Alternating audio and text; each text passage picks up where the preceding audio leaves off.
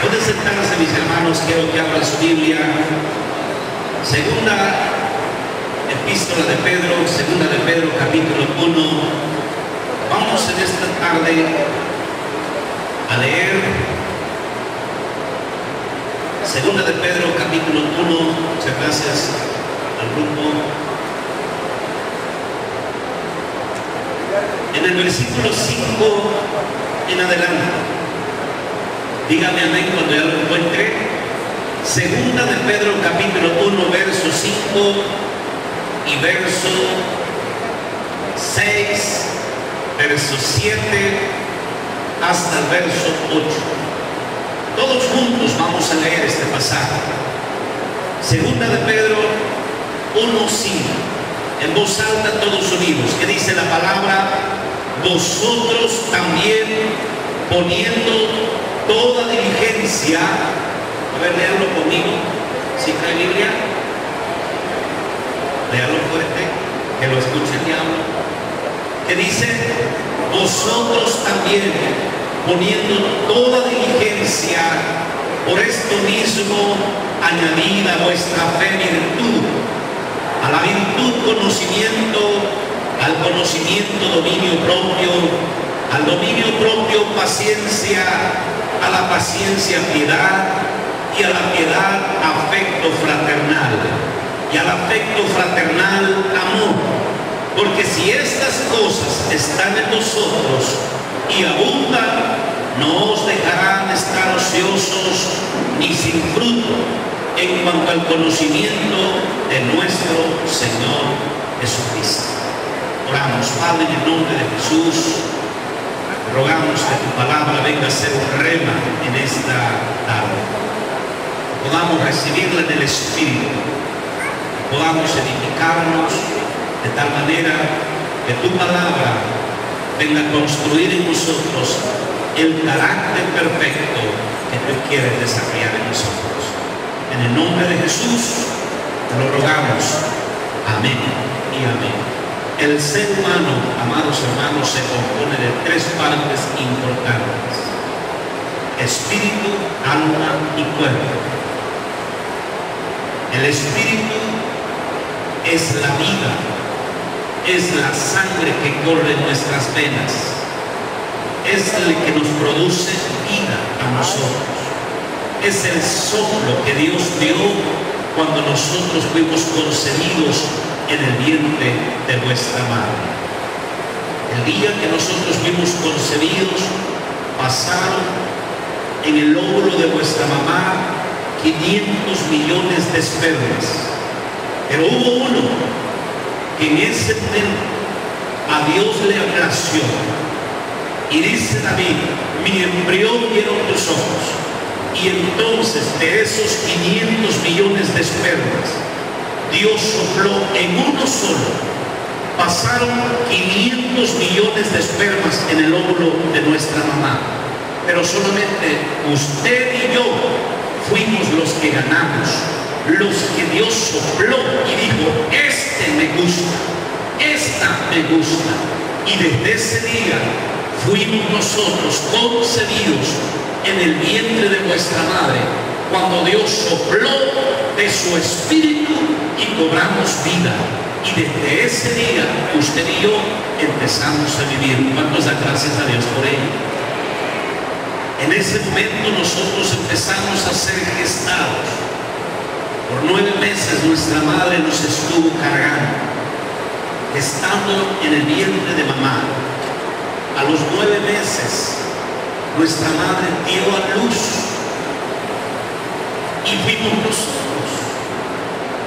Y entonces nuestra mamá y todo el mundo que nos rodeó, algunas veces se alegraron, otras veces no era tanto gozo que hubiésemos nacido. Sin embargo, nosotros empezamos a crecer. En el momento de nuestro nacimiento empezamos a tener la enseñanza de cómo comer. Empezaste con tecito, luego comida sólida, empezamos a gatear y luego a pararnos y luego a empezar a caminar. Empezamos los primeros pasos. empezamos a caminar, llegó un momento en que tú y yo teníamos 2 años de edad.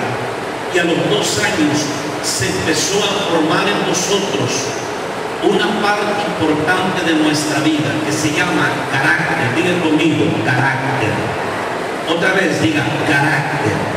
Y todo lo que usted y yo aprendimos a los 2 años, entre 2 a 7 años de edad, eso marcó positiva o negativamente nuestra vida. Todo lo que usted y yo aprendimos en esa etapa, eso lo recordamos hasta el día de hoy. Lo que nos enseñaron, a quién adorar, cómo cantar, cómo hablar, cómo caminar, cómo hacer las cosas, a quién ayudar, en qué momento enojarnos. Algunos aprendimos a enojarnos a esa edad y se desarrolló en nosotros un carácter. Y entonces, amados hermanos, dicen los psicólogos que todo lo que la persona aprende entre los 2 a los 7 años de edad, eso es básicamente lo que es su estilo de vida hasta el día en que muere. Pero déjenme decir que nuestro espíritu, les decía, es nuestra alma. Pero hay una parte, nuestro espíritu, hay una parte importante en nuestro ser que se llama alma. Digan conmigo, alma. Díganlo otra vez, alma. El alma es lo que provoca en nosotros el hacer el bien o el hacer el mal. El alma es lo que produce en nosotros el llanto o la risa. El alma es la que produce en nosotros en que podamos pensar y podamos pensar para hacer las cosas, podamos sentirlas. Esa es la parte que no se ve en nosotros, pero es la parte que dirige nuestro cuerpo. Y después viene nuestro cuerpo, que es la materia, y el cuerpo obedece al alma, obedece al pensamiento, al sentimiento, y el alma obedece al espíritu. Si el espíritu está muerto, el alma está muerta. El espíritu está muerto, el alma y el cuerpo están muertos. ¿Qué quiere decir? Estamos muertos en nuestros delitos y pecados y empezamos a ser dirigidos no por Dios. Porque cuando el hombre peca, cuando Adán pecó, se rompió esa relación que existía entre el Padre Dios y su creación, que somos nosotros. Y entonces, si Dios no dirige al ser humano, alguien lo dirigirá. Un espíritu malo lo dirige, y entonces el ser humano se comporta incorrectamente. Y entonces, por más que quiere hacer el bien, a veces piensa hacer el bien, pero en sus hechos hace lo contrario. ¿Por qué razón? Porque no ha nacido de nuevo.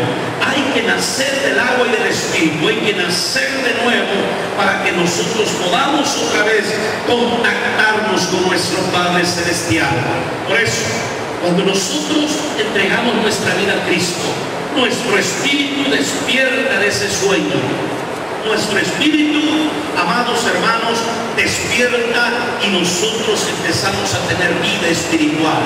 Ahora nuestro Padre, una vez que yo me entrego a Cristo, vuestro Padre se comunica conmigo a través de mi espíritu, y luego mi espíritu da órdenes a mi alma, y luego mi alma da órdenes a mi cuerpo. ¿Qué quiere decir esto? Mi espíritu ahora obedece a Dios, quien lo creó, pero mi alma obedece a mi espíritu. Así que cuando Dios quiere hablar a mi vida, se canaliza a través de mi espíritu, y luego se va a nuestra alma. Nuestro espíritu se comunica con el alma, y el alma se comunica con el cuerpo. Y entonces, de modo que si alguno está en Cristo, nueva criatura es. Las cosas viejas pasaron, he aquí todas son hechas nuevas en Cristo Jesús. Quiere decir, hay un efecto de cambio. La persona cambia, la persona es diferente, la persona es distinta, porque Dios llegó al corazón de la vida, y entonces hay un cambio positivo en nosotros. Pero déjenme decir algo importante. Hay muchas personas que ya nacieron de nuevo, pero no se han renovado de alma. Todavía siguen pensando como cuando no eran cristianos. Todavía siguen sintiendo el rencor y el odio hacia aquella persona que les hizo daño. Entonces existe la pregunta: ¿para qué tengo que asistir a la iglesia? ¿Para qué tengo que orar? ¿Para qué tengo que leer la palabra? ¿Para qué tengo que ayunar? La respuesta es la siguiente: para que mi alma se renueve, para que se vayan los malos pensamientos, para que se vayan los malos sentimientos, para que se vayan las malas actitudes, para que el carácter sufra cambios positivos, para que el carácter de Cristo se plasme en mí. Porque cuando yo no tenía a Cristo, el carácter de mamá, el carácter de papá, el carácter de los vecinos, el carácter de los compañeros de escuela se plasmó en mí, y entonces yo heredé un carácter no de Dios, sino de un padre terrenal, y por eso tengo mal carácter, mal pensamiento, malas actitudes, y es por eso que tengo que hacer cosas importantes para renovar mi mente. La mente se renueva por medio de la palabra de Dios. La mente se renueva por medio del Espíritu Santo, que le vamos dando permiso para que Él trabaje en nuestra mente, en nuestro corazón, en nuestras acciones. Entonces, en esta tarde yo quiero trabajar en este momento sobre nuestra alma. Diga conmigo: alma. Dígalo fuerte: alma. Hago un paréntesis. Veo algunos niños aquí. Quiero decirles que hay un grupo de maestras esperando a sus niños en el anexo. Ahí tienen una clase preparada, tienen motes. Líderes dirijan a los pequeños, los que están en el cuerpo también pueden decirles, para que ellos reciban la enseñanza, más si tienen entre 2 y 7 años de edad. Es más personas que ellos tienen que aprender la palabra de Dios. Amén. Segundo, si su bebé llora por el calor, qué sé yo, hay una casa, está abierta, hermana María, la casa del bebé está abierta y hay clima, y ahí usted podrá ir a darle de comer a su bebé. Amén. Es un paréntesis. Ahora sí, volvamos al tema. Diga conmigo: alma. Usted es un hijo de Dios porque nació de nuevo el día que usted se entregó a Cristo. ¿Cuántos ya se entregaron a Cristo? Diga conmigo: yo ya me entregué y ahora Cristo vive en mí. Diga: pero hoy yo quiero renovar mi alma porque quiero ser mejor. Ok, ¿por qué es importante renovar el alma? Porque cuando el alma es renovada, yo empiezo a tener un comportamiento mucho mejor que antes. Quiere decir, empiezo a ser buen padre, empiezo a ser buen esposo. Usted, mi hermana, empieza a ser mejor madre, mejor esposa. Empezamos a ser una mejor familia, y si somos una mejor familia, entonces es una sociedad mejor, y formamos una ciudad mejor, una colonia mejor, y si la ciudad mejora, entonces no habrá tantos problemas, entonces habrá bendición de Dios, porque entre más me santifico, Dios me bendice más, entre más mejor